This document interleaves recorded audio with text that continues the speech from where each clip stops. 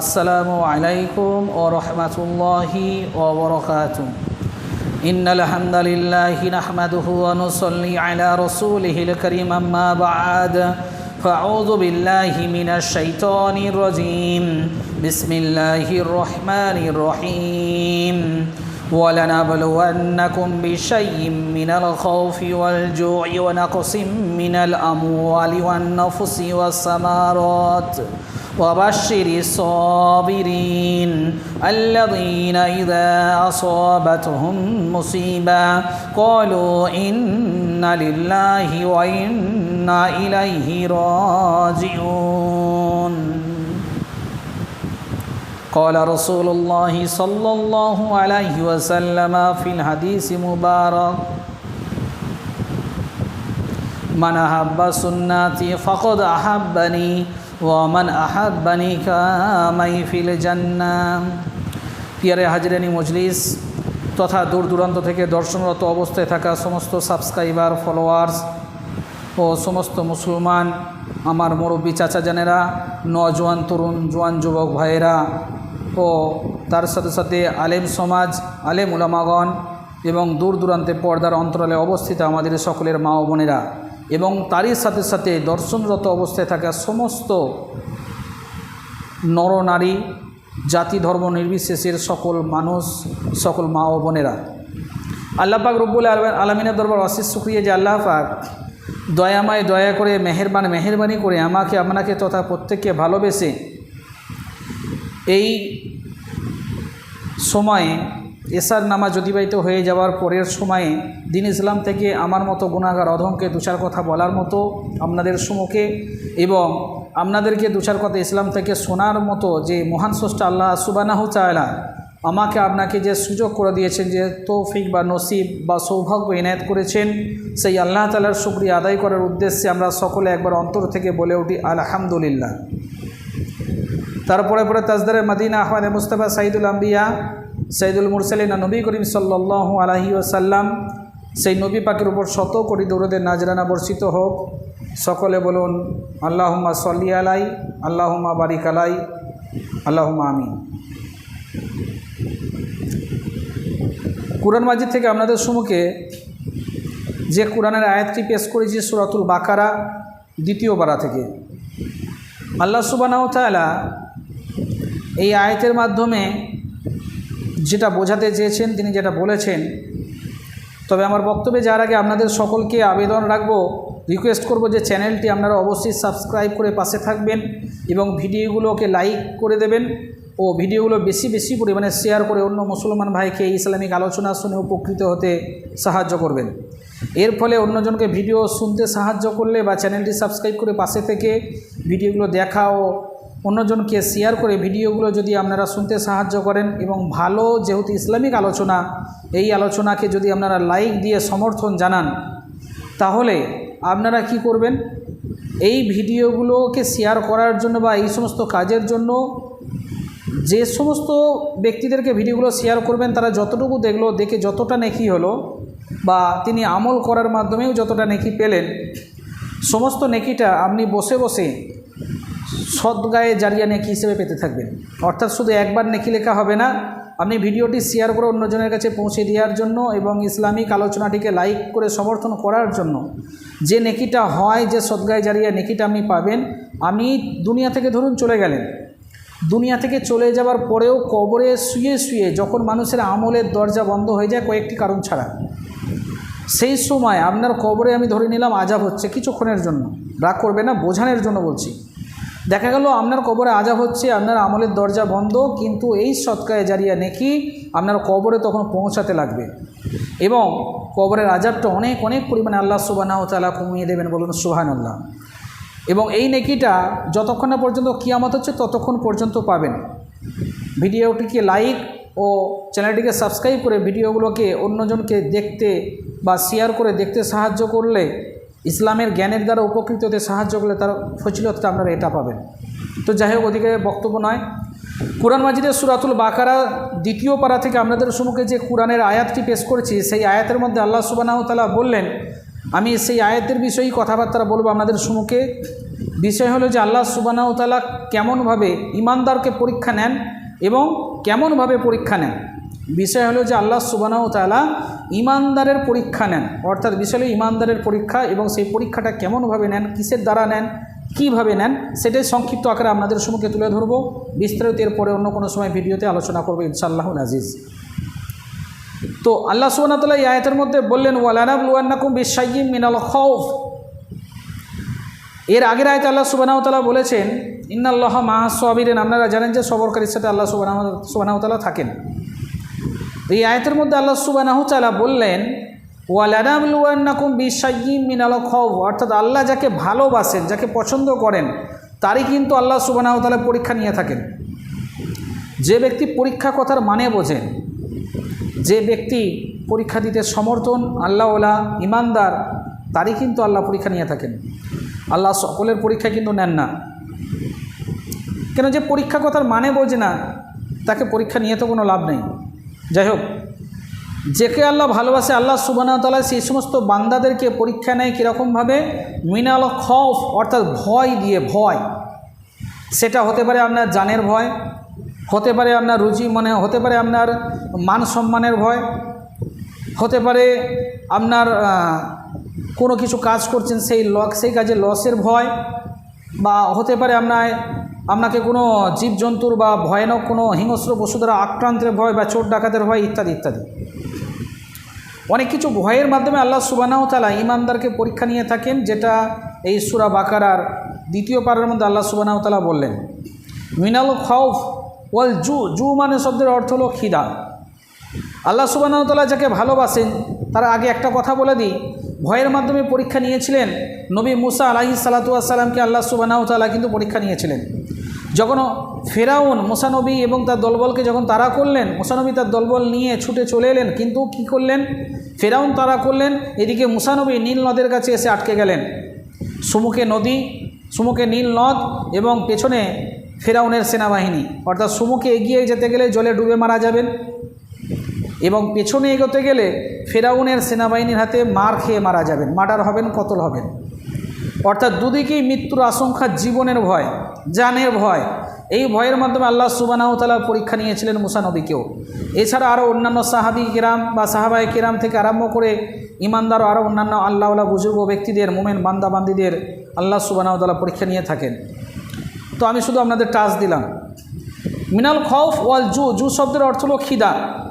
অর্থাৎ যখন আল্লাহ সুবহানাহু ওয়া তাআলা কাউকে পরীক্ষা নেয়, কোনো সময় দেখবেন, লক্ষ্য করলে খিদার মাধ্যমে, অর্থাৎ খিদে মানে ভুকের মাধ্যমে কষ্ট দিয়ে থাকে, খাবারের মাধ্যমে। কীরকম? ধরুন আপনি খাবার, তো আপনার রিজিক তো আল্লাহ সুবহানাহু ওয়া তাআলা দুনিয়াতে আপনাকে পাঠানোর আগেই পাঠিয়ে দিয়েছেন। আপনাকে আল্লাহ সুবহানাহু ওয়া তাআলা খাবার তো দেবেন, কিন্তু খাবারটা এমনভাবে অনেক সময় দেখবেন পৌঁছাবে আপনার কাছে, আপনার প্রচণ্ড কষ্টের পরে সেই খাবারটা আসবে, প্রচণ্ড সময় অতিবাহিত হয়ে যাওয়ার পরে খাবারটা পাবেন আপনার কাছে। রাস্তাতে এমন সময় দেখবেন আল্লাহ সুবহানাহু ওয়া তাআলার পরীক্ষায় এমন সময় দেখবেন পড়তে হয়, দেখবেন রাস্তায় দোকান আছে আপনার কাছে, এমন সময় দেখবেন টাকা থাকার পরেও কিনতে পাচ্ছেন না, বা টাকা আছে খাবারের দোকান পাচ্ছেন না, এমন একটা জায়গায় পড়ে গেলেন। বা এমনও পরিস্থিতি হয়ে থাকে যে আমি তাকওয়াশীল বেশি হওয়ার কারণেও আল্লাহওয়ালা মোমেন বান্দারা বেশি, বান্দাবান্দিরা তাকওয়াশীল হয়ে থাকেন। তাকওয়াশীল হওয়ার কারণে সকলের হাতে খাওয়া যায় না, বা সকল দোকানদারের কাছ থেকেও কিন্তু খাওয়া যায় না, এটা আপনারা অনেকেই জানেন। কিন্তু মাসলা মোতাবেক, পরিস্থিতির সাপেক্ষে অনেক কিছুই জায়েজ হয়ে থাকে। তো সেদিক দিয়েও আপনি খেতে পাচ্ছেন না। এমনকি অনেক সময় লক্ষ্য করলে দেখতে পাওয়া যায় যে আপনার বাড়িতে এমন অভাব অনটন তৈরি হলো, যেটা সাহাবায়ে কিরাম অনেকের ক্ষেত্রে ঘটেছে। এমনকি হযরত আলীর ক্ষেত্রেও বাড়িতে ঘটনা ঘটেছে, বেশ কয়েকদিন আখাও পর্যন্ত জ্বলেনি, চুলা পর্যন্ত জ্বলেনি। অর্থাৎ আপনার সংসারে এমন অভাব অনটন তৈরি হয়, আপনি দেখবেন একদিন দুদিন অনাহারে ছিলেন। হযরতে বেলাল রাদিয়াল্লাহু তাআলা আনহুর কথা যদি আপনারা চিন্তা করেন, কত কষ্ট করে মানে ক্ষুধার পরীক্ষায় তাকে আল্লাহ সুবহানাহু ওয়া তাআলার কাছে ক্ষুধার পরীক্ষায় তিনি পাস করেছিলেন, যখন ক্ষুধার মাধ্যমে পরীক্ষা নিয়েছিলেন। হযরতে নবী মুস্তাফা মুহাম্মদ রাসূলুল্লাহ সাল্লাল্লাহু আলাইহি সাল্লাম তেনারকেও কিন্তু ক্ষুধার মাধ্যমে দিন অতিবাহিত করতে হয়েছিল। হযরতে হাসান হোসাইন থেকে আরম্ভ করে অর্থাৎ হযরতে হাসান হোসাইন যে হযরতে আলীর দুই সোনার টুকরো, এমনকি নবী পাক মুস্তাফা রাসূলুল্লাহ সাল্লাল্লাহু আলাইহি সাল্লামের জানের দুই কলিজার টুকরো, দুই নাতি হযরতে হাসান হোসাইন, তাদেরকেও কিন্তু ক্ষুধার মাধ্যমে আল্লাহ সুবহানাহু ওয়া তাআলা পরীক্ষা নিয়েছিলেন। যখন মালে গনিমত যখন বন্টন করছিলেন, রাসূল পাক সাল্লাল্লাহু আলাইহি সাল্লাম দুই নাতি কিন্তু কি করেছিলেন, মানে দুই নাতি কিন্তু গিয়ে দাঁড়িয়েছিলেন যে আমার নানা মানে গনিমতের মাল বন্টন করছেন, সম্ভবত আমাদেরকে তিনি আগে দিয়ে দেবেন বা আমাদের জন্য বেশি করে দেবেন, আমাদের জন্য রাখবেন। কিন্তু রাসূল পাক সাল্লাল্লাহু আলাইহি সাল্লাম তা করেননি। তিনি তাদেরকে আগেও দেননি, এমনকি পরিস্থিতি সাপেক্ষে সকলকে দেওয়ার পরে যখন দেখা গেল তাদের জন্য কিছুই নেই, তখন মা ফাতেমাকে কিন্তু বলা হয়েছিল যে আপনার দুই সন্তান অর্থাৎ দুই আমার নাতিনকে কিন্তু কিছু দিতে পারলাম না। রাসূল পাক সাল্লাল্লাহু আলাইহি সাল্লাম তাদেরকে কিন্তু আগেও দেননি।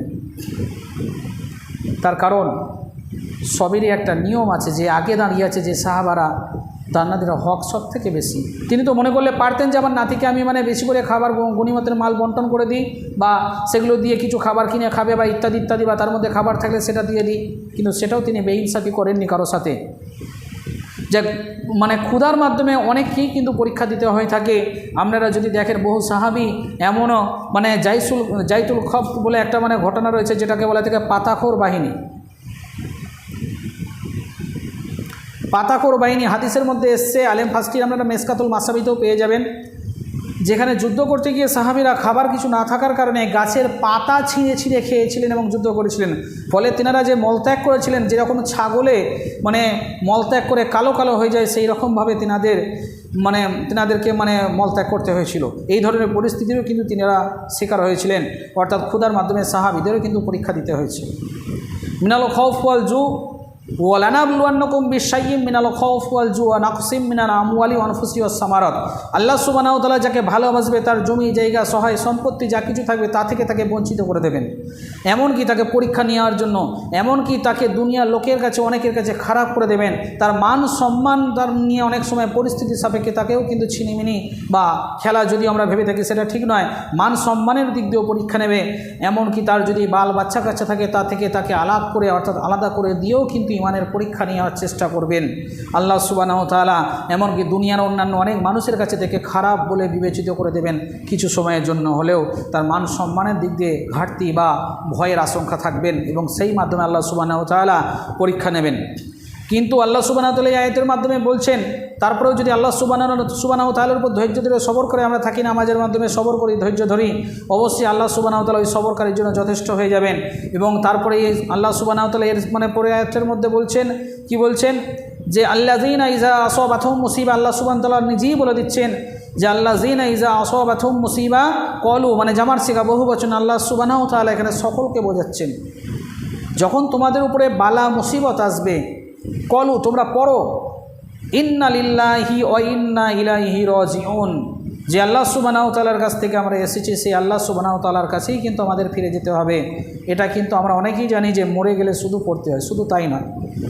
ইজা আসাবাতহুম মুসিবা, যখন তোমাদের উপর মুসিবত আসবে, যখন কোনো মুসিবত, কোনো বালা মুসিবত আসবে, কোনো খারাপ সংবাদ, কোনো খারাপ খবর বা কোনো কিছু যখনই হবে, তখনই এটা আমরা পড়তে পারি।